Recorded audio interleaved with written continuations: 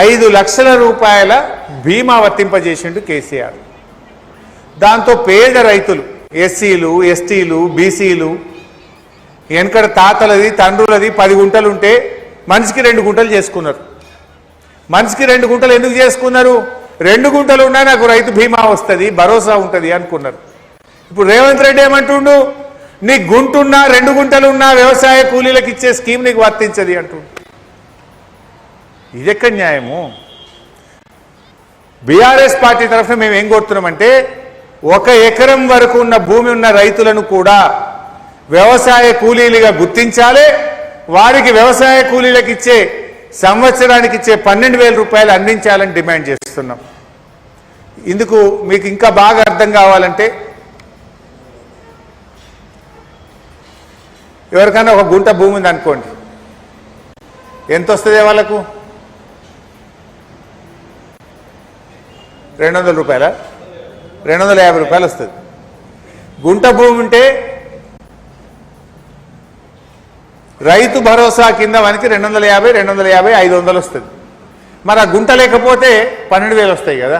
ఇప్పుడు గుంట ఉండు శాపమా?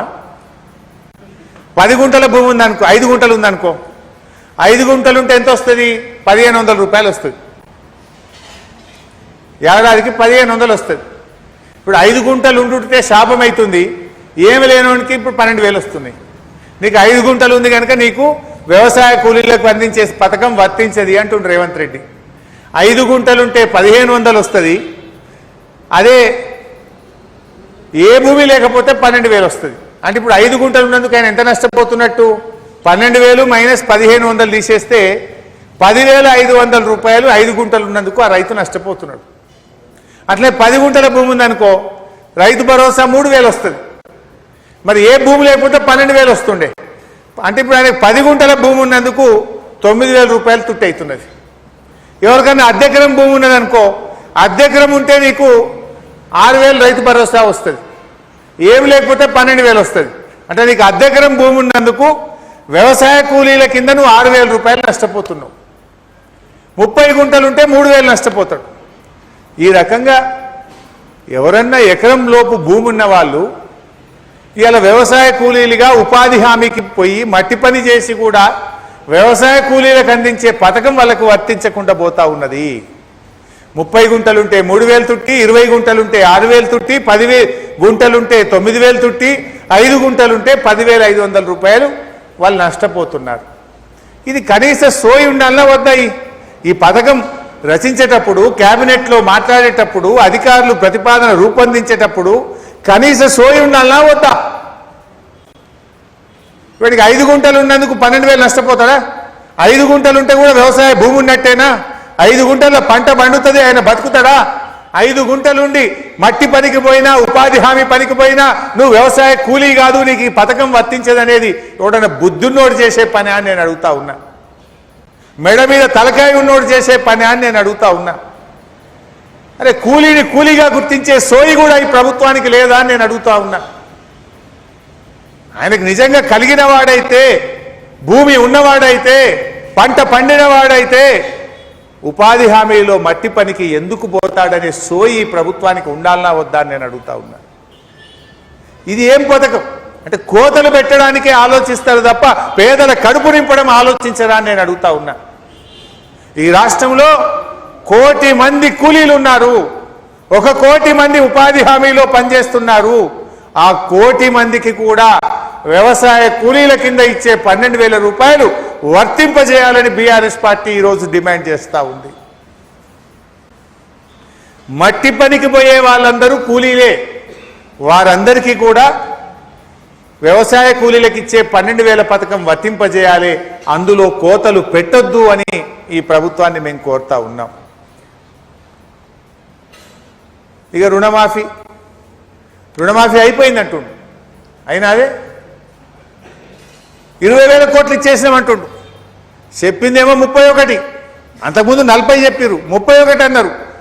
ఇప్పుడు చేసింది 20 అంటుండు. ఆ 20 కూడా కాలే. నేను మీకు ఆ షీట్ కూడా పంపిస్తా, ఉదాహరణలతో సహా ఇస్తా. మంగళారం నరసింహారెడ్డి, ఈయన కంది గ్రామము సంగారెడ్డి. ఈయనకు 1,64,547 రూపాయలు ఉంది. 1,64,547 రూపాయలు ఉంది. మంగళారం నరసింహారెడ్డి, కంది గ్రామము, సంగారెడ్డి మండలం. ఈయనకి ఇంతవరకు రుణమాఫీ కాలే. ఇలా పొద్దున కూడా మాట్లాడినా, ఈయన ఫోన్ నంబర్ కూడా దీని మీద ఉంది. నేను జర్నలిస్టులకు ఇస్తా, మీరు కూడా మాట్లాడండి. ఒకటి. రెండవ రైతు జంగం రాజశేఖర్. ఈ రైతు జంగం రాజశేఖర్, ఈయనది జహీరాబాద్, సంగారెడ్డి జిల్లా. ఏపీజీవీబీ కాజీపూర్లో 1,07,251 రూపాయలు అప్పు ఉంది. నాకు 1,07,251 రూపాయలు అప్పు ఉంది. ఇంతవరకు ఈయనకు రుణమాఫీ కాలేదు. రేవంత్ రెడ్డి రుణమాఫీ అయిపోయింది అంటాడు. మూడవ రైతు కనకారెడ్డి, అంకిళ్ళ కనకారెడ్డి.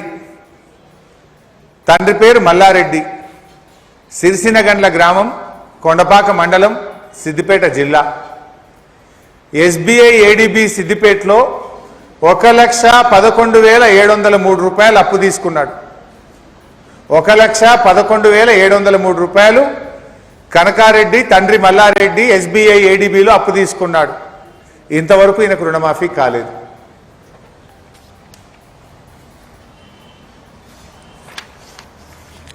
నల్ల బుచ్చిరెడ్డి, తండ్రి పేరు కిష్టారెడ్డి, నారాయణరావుపేట గ్రామం, సిద్దిపేట జిల్లా.